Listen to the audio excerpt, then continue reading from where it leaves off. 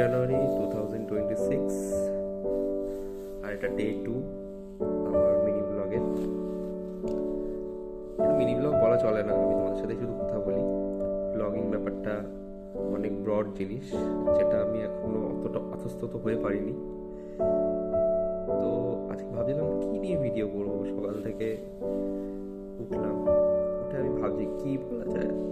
তো আমি ভাবলাম যে জাস্ট ক্যামেরাটা খুলেই বসি, আমার সাথে কথা বললেও নিজেকে একটুখানি নিজের মধ্যে একটু কথা বলার সাহসটুকু বাড়বে।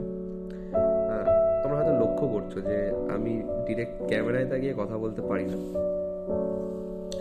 চোখ অন্যদিকে চলে যায়। তো নিজেকে ইমপ্রুভ করার জন্য আমি একটু একটু করে নিজেকে ইমপ্রুভ করছি।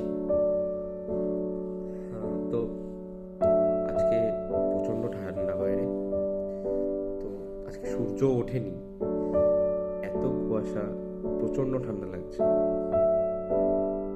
তো সকালে উঠলাম, ফ্রেশ হয়ে ছাদে গেছি কালকের মতো। তো ছাদে গিয়ে দেখলাম যে আমার বাড়ির সামনে আমি একটা বুগেনভিলিয়া লাগিয়েছিলাম, বর্ষাকালে লাগিয়েছিলাম। তো এই কাজের চাপে এখন সেভাবে গাছটা যত্ন নেওয়া হয় না, কিন্তু গাছটা আমাকে ভুলে যায়নি। তোমাদের দেখাই আজকে গাছটা কিরকম হয়েছে। আকাশের অবস্থা, ঠান্ডা হাওয়া দিচ্ছে, প্রচন্ড ঠান্ডা, দাঁড়ানো যাচ্ছে না। তো যেটার জন্য আমি ছাদে আসলাম সেটাই এখন তোমাদের দেখাইনি। তো আমার বুগেনভিলিয়া গাছটা জাস্ট দেখো কি সুন্দর হয়েছে,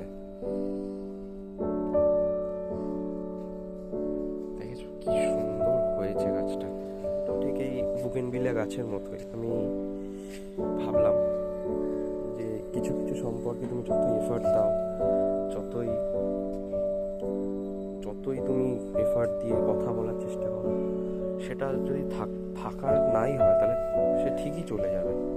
আর কিছু কিছু সম্পর্ক হচ্ছে আমার এই বুগেনভিলিয়া গাছটার মতো। আমি লাস্ট কবে ঠিক করে জল দিয়েছি গাছটায় আমি জানি না, কিন্তু গাছটা কিন্তু এত সুন্দর হয়েছে।